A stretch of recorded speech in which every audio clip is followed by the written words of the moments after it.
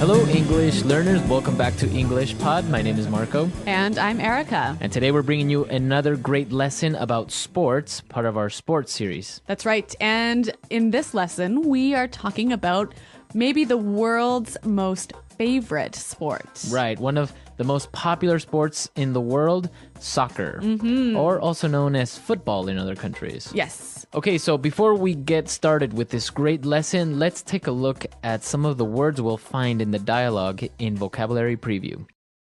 Vocabulary Preview. We're going to look at 3 words here. The first word is wingman. Wingman. A wingman. Now, wingman isn't really related to soccer in any way, Okay. but it's a way of referring to somebody as your right hand, So your helper. your helper, your number one guy, Okay. right? So a wingman is someone who helps you a lot. Uh-huh.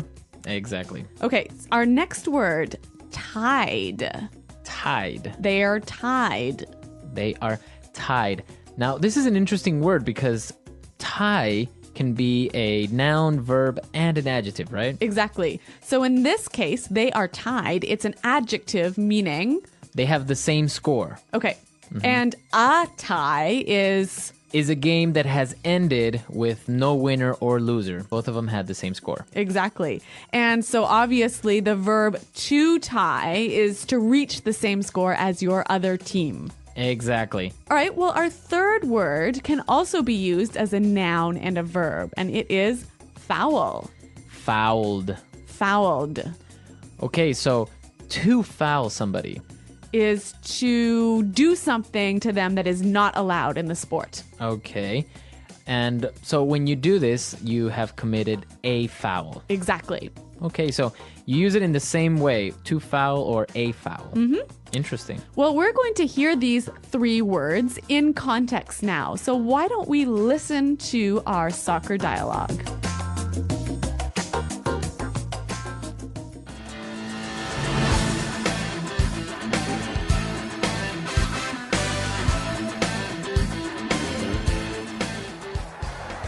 Welcome back, soccer fans. My name is Rick Fields, and as always, I am joined by my commentating wingman, Bob Copeland. And we're on the brink of soccer history today as Ecuador and Brazil are tied 1-1 as we begin the second half of the 2022 World Cup.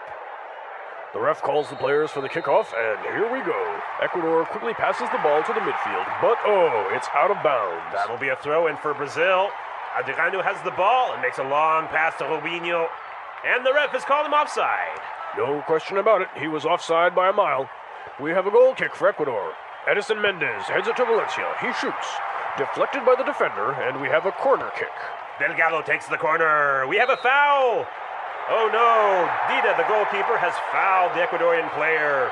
He gets a yellow card, and that will be a penalty kick. This is the perfect opportunity for Ecuador to get ahead in this match and become world champions. He gets ready for the kick, he shoots, and he...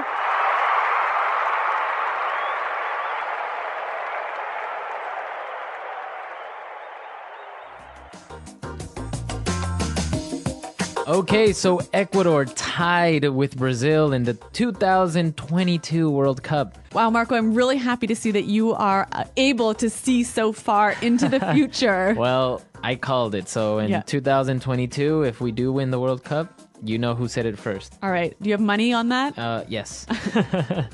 All right. So apart from this, we saw some really great vocabulary in this lesson. So let's take a look at it now in Language Takeaway. Language Takeaway. All right, we've got a lot of soccer words for you, but they're all important. So let's take a look at the first one. Kickoff. Kickoff. Kickoff. So a kickoff. This is how you start a soccer game, right? Right. So it's the very beginning. The referee blows the whistle and you kick the ball to another player. That's the kickoff. Okay. So our next phrase, out of bounds. Out of bounds. Out of bounds. Okay. Out of bounds. This is a great word. So in soccer, when the ball goes out of bounds, it goes outside the white lines, right? Outside of the playing field. Okay. And you can use it in all other sports. You can use it in basketball. You can use it in tennis. Or football or anything. Right. So any part that is not for playing. out of bounds. What's our next word? Throw in. A throw in. A throw in. Okay, so a throw in. The ball goes out of bounds. Uh-huh. How do you put it back into play? Obviously, a throw in. Okay, so you throw in the ball. That's the only time where a soccer player will actually grab the ball with his hands. All right, now another soccer term we have here, offside. Offside. Offside. Okay, so this is a little bit difficult to explain, but just imagine you're on the soccer field Uh-huh. and you are trying to score a goal. Now Okay. you have some defenders, right? Right. Those are the people who are trying to take the ball away. And you pass the ball to somebody who is behind the defenders. Oh, and that person is offside. Exactly. So you must be at all times in the same position as the defenders or in front of them, but you can't be all the way in the back. Okay, so is this a noun or a verb or an adjective? So this is an adjective. He is offside. That's his condition. Okay, great. Excellent explanation, Marco. Thank you. All right. Now we're going to look at 3 different phrases for 3 types of kicks in soccer. Okay. So let's take a look at this. The first one is goal kick. A goal kick. Okay, goal kick. So who does the goal kick? It's usually the goalie or the goalkeeper All right. who takes the goal kick. Okay, so when the goalie kicks the ball. Mm-hmm. Now, what about a corner kick? Okay, so if the team is attacking and the ball goes out of bounds in the back area near the goal, then they get a corner kick. They got to kick the ball from the corner of the field. This is a great chance to score a goal, isn't it? Exactly, yes. Okay, and our final kick, a penalty kick. Penalty kick. Penalty kick. So if a player gets fouled while he is in the area near the goal, Okay. he gets a penalty kick. So basically, it's just him. I think it's 13 or 15 steps away from the goalie, and he gets the opportunity to score or to kick the ball. So there are no defenders or other players in the way. Nobody. Wow, another great chance to score a goal. Right. All right, well, these are all great soccer words, and I think we should hear them again in context. So let's listen, this time a little bit slower. Welcome back, soccer fans. My name is Rick Fields, and, as always, I am joined by my commentating wingman, Bob Copeland. And we're on the brink of soccer history today, as Ecuador and Brazil are tied 1-1 as we begin the second half of the 2022 World Cup. The ref calls the players for the kickoff, and here we go. Ecuador quickly passes the ball to the midfield, but oh, it's out of bounds. That will be a throw-in for Brazil. Adriano has the ball and makes a long pass to Rubinho, and the ref has called him offside. No question about it, he was offside by a mile. We have a goal kick for Ecuador. Edison Mendez heads it to Valencia. He shoots. Deflected by the defender, and we have a corner kick. Delgado takes the corner, and we have a foul. Oh no. Dida, the goalkeeper, has fouled the Ecuadorian player. He gets a yellow card, and that will be a penalty kick. This is the perfect opportunity for Ecuador to get ahead in this match and become world champions. He gets ready for the kick. He shoots. And he... All right, so we heard these words that we were talking about in context, and now some really interesting phrases came up, and this would be a good time to take a look at them in Fluency Builder. Fluency Builder. Well, Marco, there are 3 great phrases in this dialogue that I want to look at. The first one, on the brink of. We are on the brink of. We're on the brink of soccer history. Okay, so on the brink of. What exactly does that mean? Well, why don't we hear some examples to help us understand the meaning? Example 1. Look, we don't have any money. We're on the brink of going bankrupt. Example 2. The two countries are on the brink of war. Example 3. We're on the brink of an important discovery. All right, so great examples on the brink of, at a critical point. Exactly. It means you're almost there, right? Okay, yeah, very good. And what about this next phrase that I saw, and it was really interesting?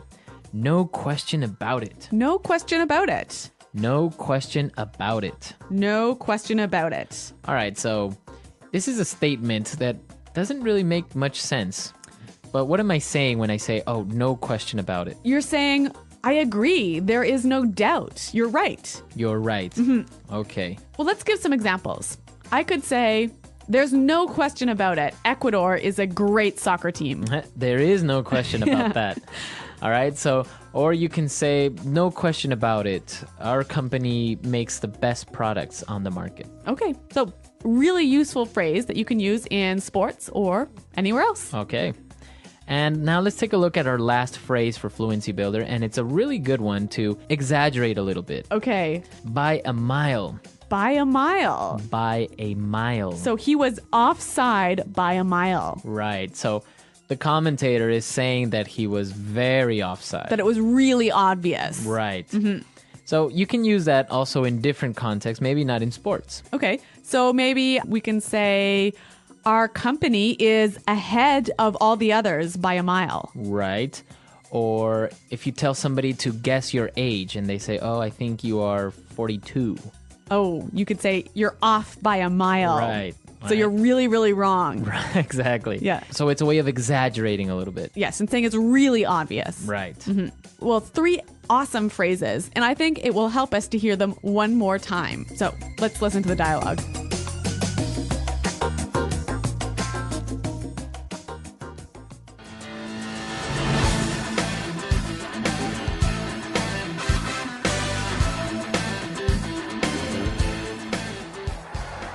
Welcome back, soccer fans. My name is Rick Fields, and as always, I am joined by my commentating wingman, Bob Copeland. And we're on the brink of soccer history today as Ecuador and Brazil are tied 1-1 as we begin the second half of the 2022 World Cup.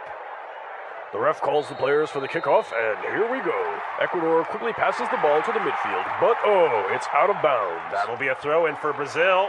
Adriano has the ball and makes a long pass to Robinho. And the ref has called him offside. No question about it. He was offside by a mile. We have a goal kick for Ecuador. Edison Mendez heads it to Valencia. He shoots. Deflected by the defender, and we have a corner kick. Delgado takes the corner. We have a foul. Oh no, Dida, the goalkeeper, has fouled the Ecuadorian player. He gets a yellow card, and that will be a penalty kick. This is the perfect opportunity for Ecuador to get ahead in this match and become world champions. He gets ready for the kick, he shoots, and he...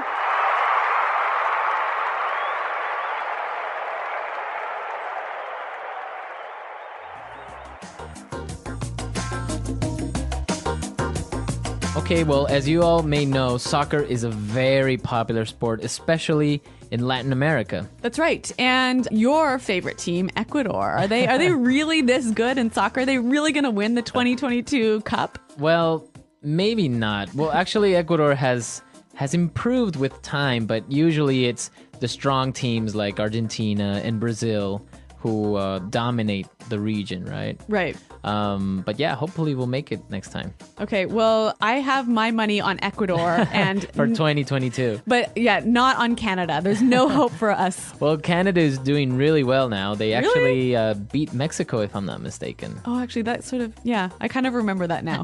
But I think there's no hope for us to beat Brazil or Argentina, one of these big countries. We have the next World Cup coming up, so it's really exciting, and I don't know who's going to win. All right, well, listeners, who do you think is going to win? Who is the best soccer team out there? Right. There are really good soccer teams, although some countries aren't really known for their soccer, like Russia. You don't really hear too much soccer from Russia. Really? Or from China, is for that. I wonder how popular it is in these countries.